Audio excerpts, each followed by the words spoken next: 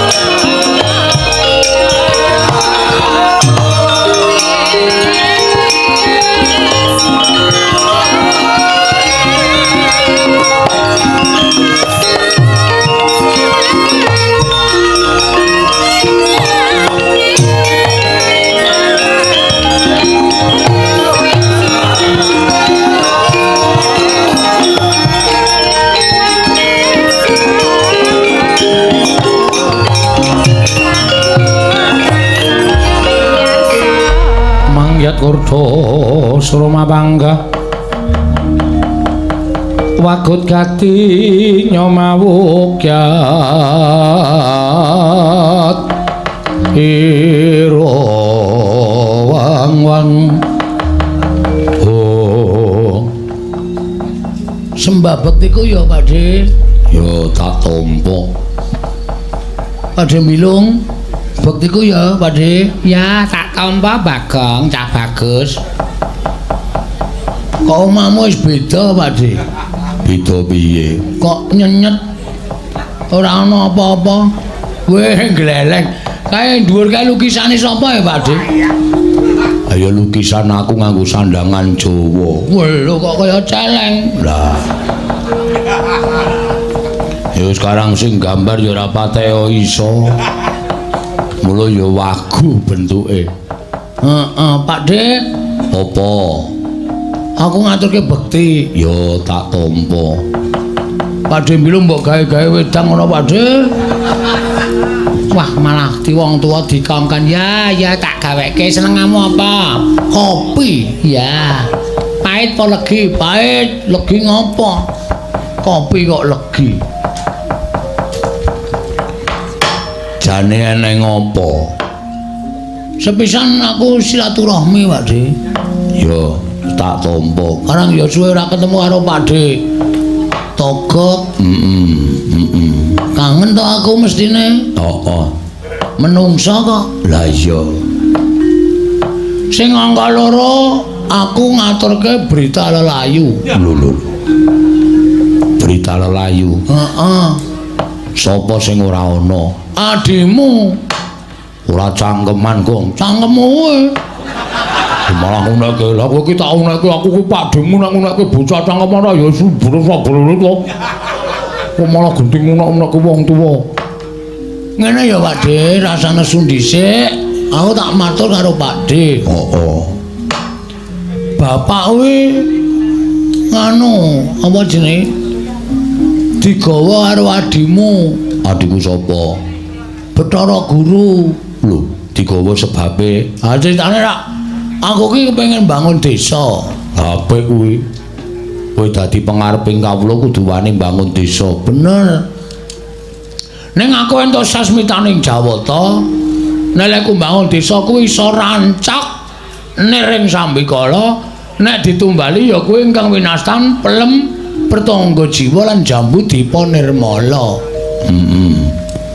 Bapak ngendika, Bapak Semar ngendika kuwi anane nang Kayangan, bener wae, Dik? Bener. Kuwi panganane dewa. Arane Pelem Pertangga Jiwa Jambudipta Nirmala. Terus aku pasrah karo bapak, wis panek ngono mangsa Baranga jare bapak kuwi Sang Hyang Ismaya, kakane Bathara Guru. Mestine bapak iso sambung rembug karo para dewa. Bapak terus matek aji pamengkang, pameling. Pamengkang. Terus Bathara Guru teka. Teka ning ngomahku. Bapak omong Bathara Guru gandeng Bagong ki ya ponakamu. Ki arep mbangun desa ki ora tok bantu ora kelakon. Terus gurune muni piye? Gurune muni ngene iki, anak-anak ngono. Mbok ora clemongan kok ngomong ngopo, Bang? Aku seneng nek Pak Dinesu ki cangkeme iso mlembung. Mbok dongkulmu merocon. Bathara Guru ngendika ngene iki. Kakang Semar, aku sakula purun maringaken Pelem Pertangga Jiwa ning sekilone 4.000. Pelem Pertangga Jiwa kok didolku ngomong apa? Apa tenan kaya apa? Kaya iwak apa? Iwak brontak lho. Nek nesu saya mlembung. Ning kula kepengin titah siji sing mboten nyembah kali kula, mboten tata krama kali kula, kedah tata krama kedah nyembah. Lah titah mau sapa, Bapak? Bapak kon nyembah karo Bathara Guru kon basa Bathara Guru. Aku rak muring to, Dik. Ha mestine wong tuwa kok kon basa karo adine. Lah iya. Bathara Guru unek-unekke. Lah jenenge kowe kuwi kewanen kaya ngono kuwi. Bathara Guru kuwi dewaning para dewa kok tok unek-unekke. Sik, Pakde, salonmu dicilekke sik. Salon ndi? Lah kuwi ngisore rong kaya horen. Horen dongkulmu mlocot ora. Aku nesu mergo aku mbelani bapak geger. Terus geger perang rame kae dewa-dewa kalah karo aku karo Gareng karo Petro. Aku Bathara Guru kuwi maju nggawa drei. Ngundrei lambemu kuwi. Nggawa cis Trisula. Aku mundur mlayu. Bathara Guru adreng arep mateni karo aku arep cemplungke ana ngendi jenenge Pakde sing nggone nyiksa wong kuwi. Ngendi? Kuwi lho. Apa jenenge? Kawah. Kawah Sikidang, Wulan Dieng. Kawah Candra Dimuka. Kawah Candra Dimuka. Bapak ora trima, wis Bagong tak wakilane. Gareng ya ora trima, Bagong ya tak wakilane. Petro ya ngono, Petro ya makili aku dadi jamunggah nang Kayangan, Pakde. Piye perasaanmu, Pakde? Mula aku sambat karo Pakde Tomi. Togo kuwi supaya mbantu karo bapak aja nganti bapak tekan ning sirna, Pakde.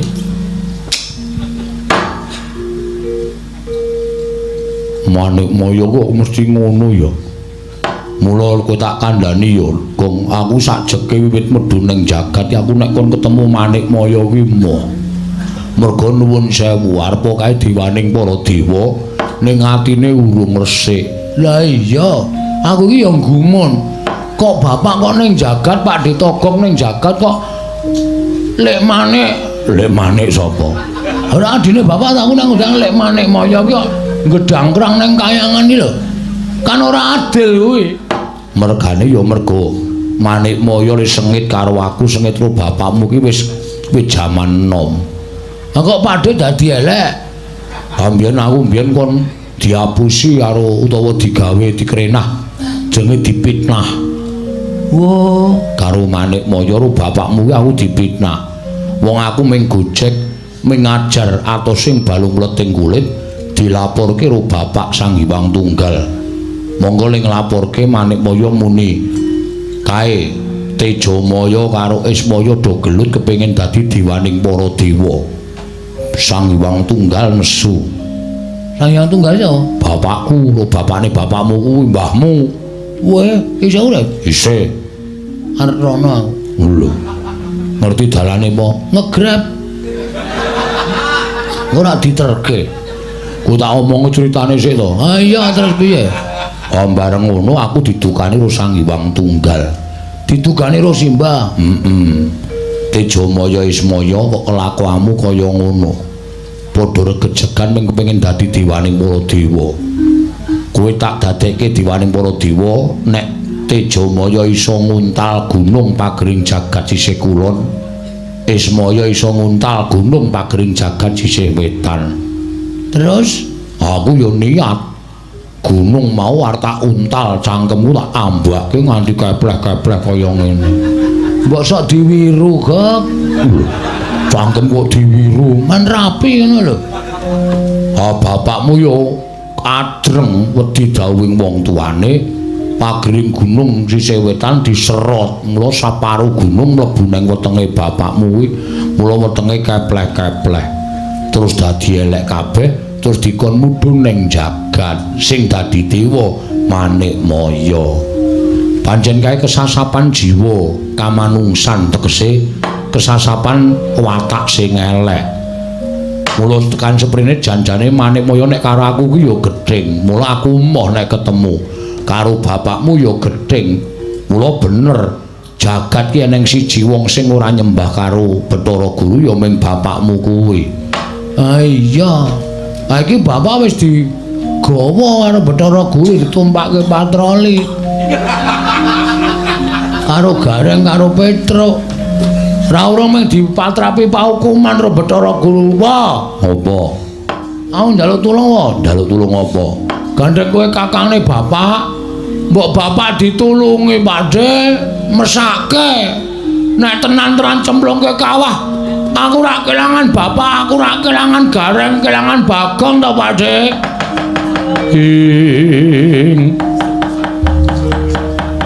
Togok malgak legok trembilung kang sarawita.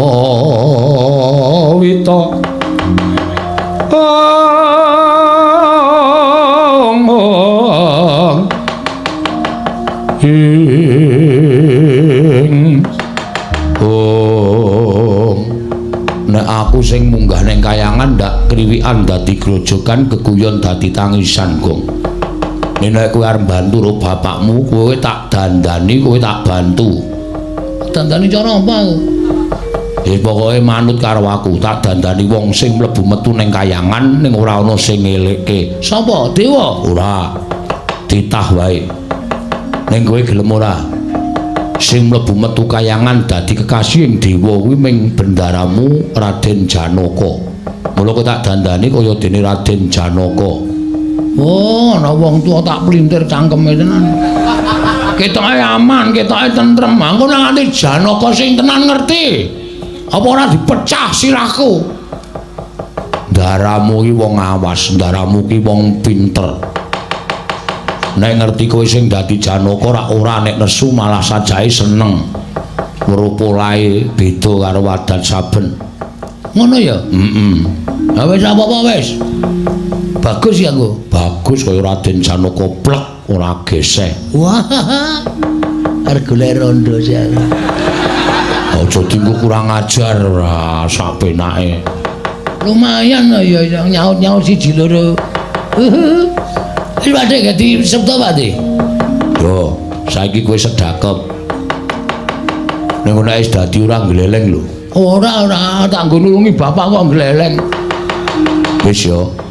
Tak suwunke karo sing gawe jagat muga-muga iso kasembadan penjangkamu. Bisa wujud Raden Janaka kowe le anakku cah bagus Bagong. Heeh, Pakde.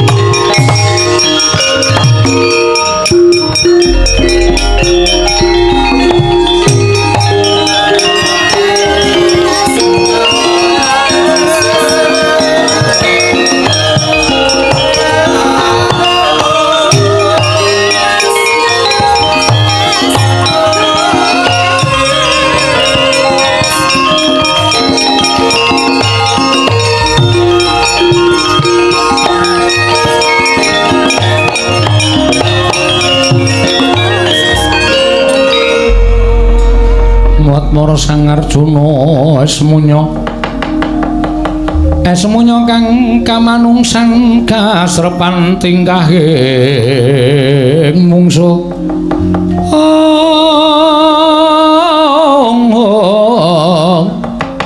niran padha kadang ayu taya wantah lho apa ora gleleng piye saiki to rasake awakmu piye edan kaya bar perawatan tanganku halus banget ya Pakde kowe iki wis dadi Janaka kok podha Pakde tegep malah kurang ajar saiki wis baguse ora jamak kaya ngono lam perjiwatan boyo mirabaya ingsun sun remuk dadi ndika wong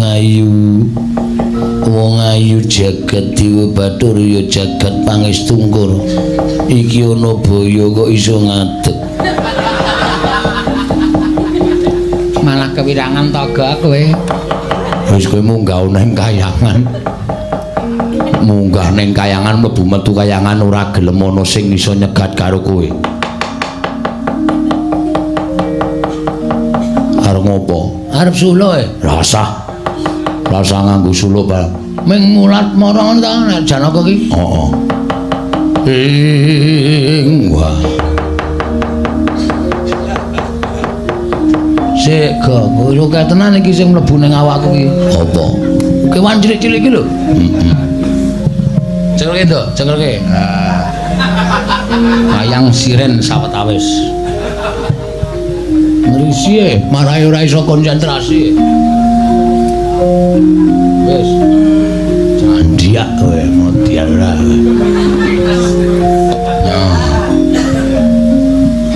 ngono ya kok nggih